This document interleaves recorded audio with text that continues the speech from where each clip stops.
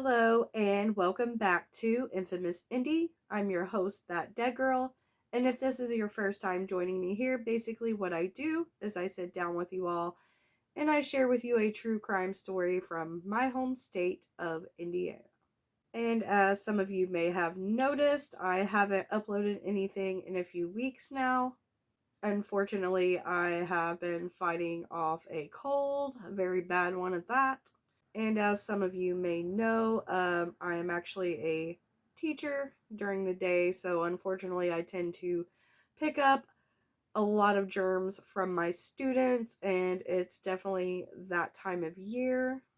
But with that being said, I am feeling much better now. And I had actually planned for this particular story to be told on Valentine's Day. I was going to upload, a special story just for the holiday, but unfortunately, because I was ill, like I said, that just didn't happen. I actually started a new job in January that, I've been really focused on and really happy about. I'm also back in school, and I just recently got engaged, so I'm also in the midst of the beginning stages of planning my wedding. So life has just been crazy hectic and super busy. So I've kind of just been squeezing in filming time and writing things like that here and there when I can. Don't fret, I will always be here, just maybe not as frequently. Also, just a reminder that Infamous Indie is now on Facebook and Instagram. So definitely be sure to go like, follow, subscribe to those pages so that you can keep up to date with all things Infamous Indie. Our next true crime tale takes us to Hollandsburg. Hollandsburg is a very small town in Union Township located in Park County, Indiana. And Park County is mostly known for being the covered bridge capital of the world. So, as you can imagine, Hollandsburg isn't exactly known for its crime. But on February 14th, 1977, that would all change. Our story begins with a young man named Roger Drollinger. By the age of 23, Roger was basically a career criminal. His criminal record was quite extensive, spanning many different cities with an array of charges. So during this time, Roger had actually been serving time in prison on a drug charge. But somehow Roger's father, Nathaniel, was able to convince the judge to release him out on bond pending his trial. Now, his father clearly had to love him because he actually put up the Drollinger family farm in order to do so. So at this point in the story, Roger Drollinger is just fresh out of prison. It's January of 1977, and while Roger is free, at this point in time, he knows that his freedom is very limited. People who knew Roger Drollinger always seemed to think that he was just a little bit off. But apparently, after his most recent prison stint, he became a completely changed man. Some people even described him as being unhinged or having a death wish. So Roger is actually supposed to be going on trial for his drug charges on February 15th, 1977. And that date is important, and we are going to definitely get more into that later. At this point, all he keeps thinking to himself is, I really just don't have much time. And Roger Drollinger was the type of guy who was kind of obsessed, if you will, about being remembered or being infamous or being known. So, as I said, he wanted to be remembered. So, he knew that in order for him to do this, he had to do something big. You see, Roger here, he idolized men like John Dillinger and even Charles Manson. He could often be found watching Helter Skelter, and he also liked to, I guess, mimic Charlie Manson's mannerisms. He just thought it was so, cool how John Dillinger and Charles Manson could convince others to follow them and basically do their bidding. And by some sort of strange twist of fate during this very brief period where Roger is out of prison, he actually ends up crossing paths with 3 other men from the Hollandsburg community who kind of had the same beliefs. All of these men were known about town for basically just not being the best people, if you will. Daniel Stonebreaker, Michael Wright, and David Smith all became fast friends with Roger Drollinger.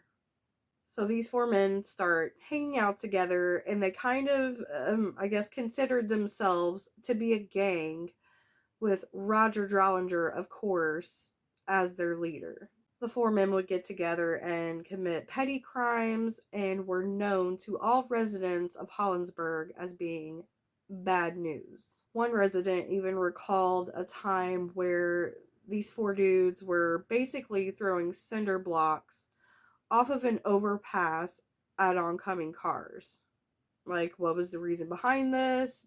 There really wasn't one. It kind of seems like Roger Drollinger and his friends were pretty much just assholes. There was actually another incident that I read about where the 4 of them were together, and they're cruising around in the car, and they just randomly decide, okay, today's a great day to terrorize an innocent person. So basically, they're driving along I-74, and then they spot a young woman driving a Volkswagen. So they kind of speed up to where they are right next to this woman in the Volkswagen. And then Daniel Stonebreaker actually proceeds to hang out the back window of their car with a shotgun.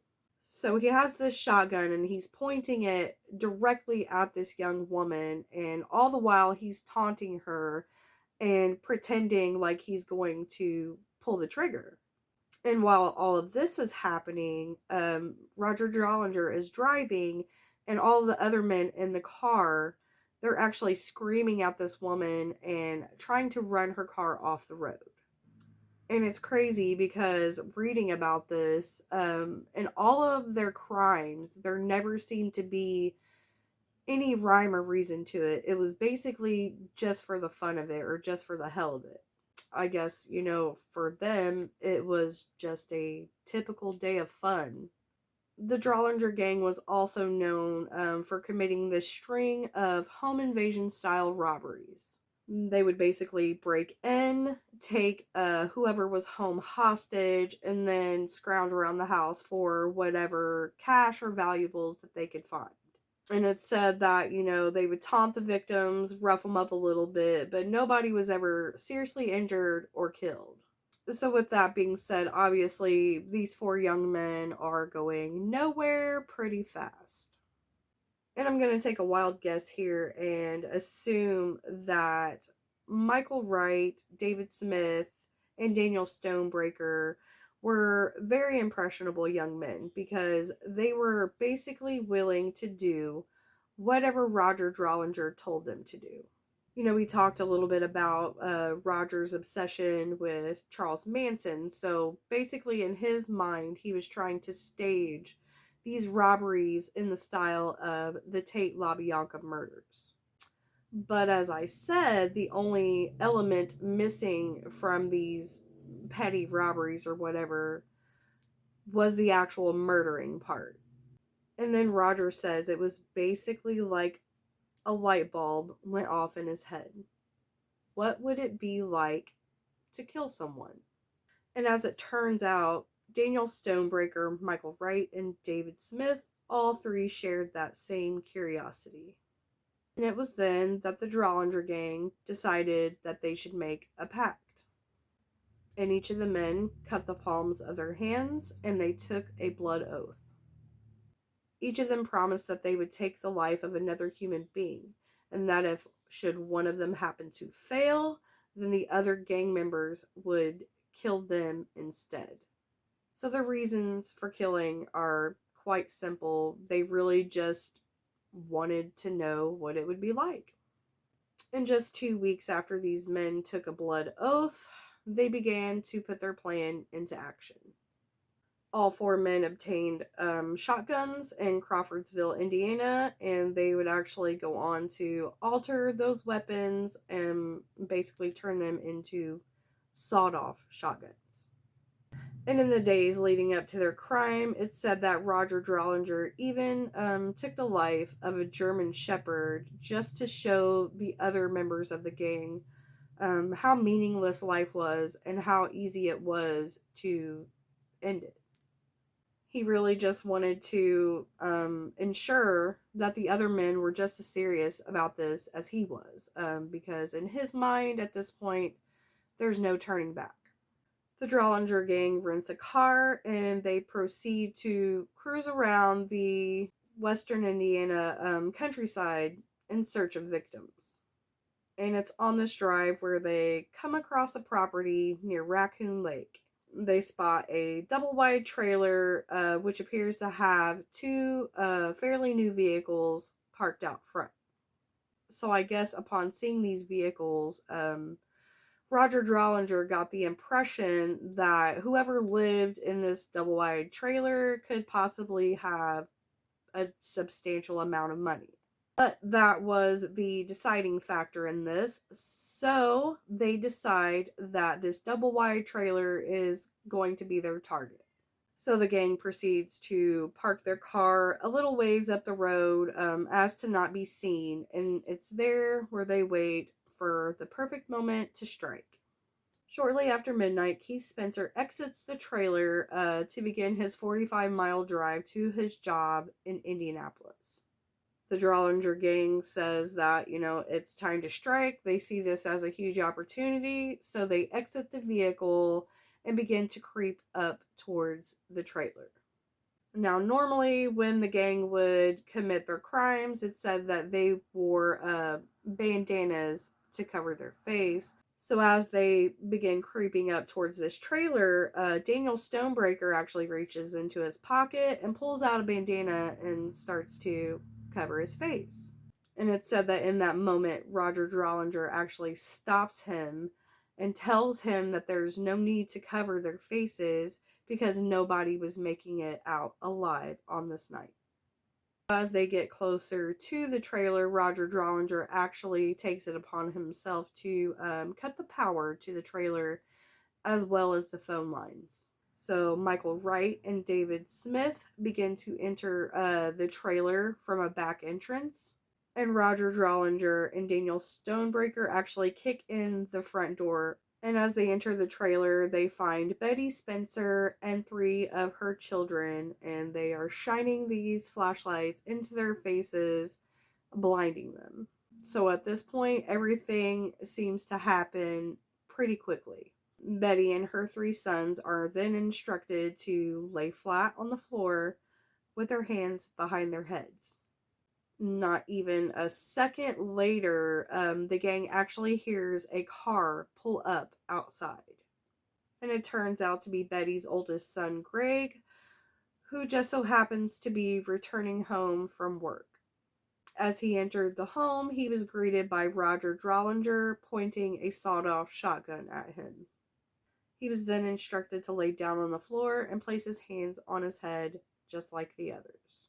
Roger Drollinger then proceeds to ask the Spencers if there is any money or any guns in their house. The Spencers cooperate and they hand over what little money they have. I think I read that some of it came from Betty's purse and the other little bit came from her son Greg's wallet, and it ended up being about $30. They also, tell the gang where their father had kept his gun. So at this point, they're basically just ransacking the house, and the only thing they end up taking is the $30 and their father Keith's gun. Betty and her 4 sons are, like I said, laying face down on the floor with their hands on their head as Roger Drollinger begins to walk behind them. And it said that as he walked behind them, he tapped each one of them on the foot with his gun. And each time he would pass, he would ask them, "How old are you, boy?" And he went down the line just like this, one by one. Gregory, who was just 22 years old, Raymond, 16 years old, Reeves, 17 years old, and finally Ralph, who was only 14 years old. When Roger finished, he instructed the gang to turn off their flashlights. The Drollinger gang proceeded to shoot the boys, execution style. A total of 11 shotgun rounds were fired into the backs of their heads. One blast tore into Betty Spencer's arm and shoulder, but Betty was still alive. Roger Drollinger actually sees that Betty is still breathing, and he then orders Daniel Stonebreaker to finish her off. So Daniel Stonebreaker fires one more shot into the back of Betty's head, and to his surprise, it actually blew her entire scalp off. Or so he thought. In actuality, what had happened is that the shotgun blast had actually blown Betty's wig off. So at this point, the gang, I guess, assumes that everybody is dead. So they begin to collect their loot and make their escape. Betty Spencer lay there on the floor, terrified, pretending to be dead until she heard the men leave. As Roger and the gang exit the trailer, they then decide to steal one of the Spencer's cars that's parked out front. They decided to take the 1976 Thunderbird, and the plan was for two of the gang members to drive this car somewhere and abandon it, while the other two followed in the rental car behind them. And the idea was, I guess, that they would ditch this nice car somewhere and someone else would happen upon it and steal it, thus incriminating them instead. I mean, sounds pretty, I don't know, fucking not plausible, but in their mind, they thought this was the perfect plan.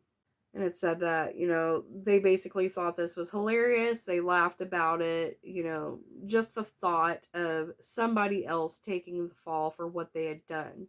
Because essentially, they would be getting away with murder. So they're in the midst of fleeing the scene. Meanwhile, Betty Spencer is still very much alive. After she was sure that the Drollinger gang were gone, she began to call out. She just kept saying, "Is anyone alive? Is anyone alive?" But sadly, nobody answered. She says she then began to hear like a faint trickling sound, and she actually thought that it sounded similar to a waterfall.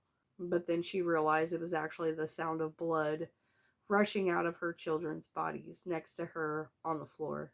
She somehow musters up the strength to crawl over and grab the phone, but when she picks it up, it's not working. She then makes her way outside, and somehow she trudges through the snow and basically just freezing temperatures, and she somehow makes it to the bottom of this hill. Now, just at the end of this hill is where her neighbor lives. So she arrives at her neighbor's trailer, and at this time it's like 1 a.m. And she just begins pounding on her neighbor's door, begging and pleading for help. And I guess it took a little bit of time, but eventually Harold does come to the door, and, seeing Betty covered in blood, seeing her condition, he immediately calls authorities.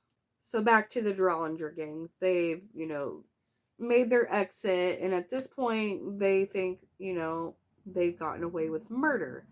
And actually, the plan at this point in time was to find another house and another set of victims. But as it turns out, Michael Wright actually had a police scanner, and he actually hears that Betty has survived, over this police scanner, just as they are getting ready to ditch the stolen car. So obviously they know now that the cops are on their way to the scene and that they're running out of time, and they decide to not go through with a second killing. So the gang dumps the car, and from there they head to Pine Hill Nature Reserve to dispose of the weapons. And then after that, the Drollinger gang is now on the run. By the next morning, everybody was talking about the massacre in Hollandsburg. The townspeople were just shocked and devastated. Like, how could something this horrific happen in our quaint little, small town? And while the town is still reeling from the shock of what's happened, Roger Drollinger is in Crawfordsville getting ready to attend his drug trial. Literally the very next morning after committing this murder. And it said that he showed up to testify and acted as if nothing out of the ordinary had occurred. And it was just 3 days after the murders that Daniel Stonebreaker is actually brought in for questioning. And as it turns out, because Roger had instructed the men not to cover their faces, Betty Spencer was actually able to give police sketch artists like very accurate descriptions of what these men looked like. So basically, Daniel gets brought in for questioning, and he knows he's hit. It's the end of the line, and he just starts singing. He gave police the names of all 3 men, including Roger Drollinger. Now, the other men were either captured or turned themselves in, but it would end up being almost an entire month before Roger Drollinger was captured. Roger Drollinger's lawyers even went as far as to set up this corny ass interview with Channel 6 News so that Roger could be on TV proclaiming his innocence. He absolutely denied having any knowledge or any involvement with the massacre that occurred in Hollandsburg. And after about 3 or 4 weeks on the run, Roger Drollinger actually ends up turning himself in. And it's then that he announces that he was the mastermind. He orchestrated the entire crime. Roger Drollinger went on to be tried in Hartford City, where he was convicted and sentenced to 4 life terms for his crimes against the Spencer family. He served his time in Indiana State Prison and was also transferred back and forth to Westville Correctional Facility a few times. Then he later went on to Wabash Correctional Facility, where he actually ended up dying in his cell of a heart attack. I mean, Roger Drollinger was a complete wacko, if you ask me. But I guess in the end, he did get his last wish. The name Roger Drollinger does live on in infamy, and it will probably haunt the town of Hollandsburg for many years to come. Daniel Stonebreaker, Michael Wright, and David Smith are all currently serving life sentences in the Pendleton Correctional Facility. A few of them have actually been up for parole a few times, but each time they were denied. So they will most likely end up dying in prison, just as their leader, Roger Drollinger, did. Betty Spencer, my, wig saved her life.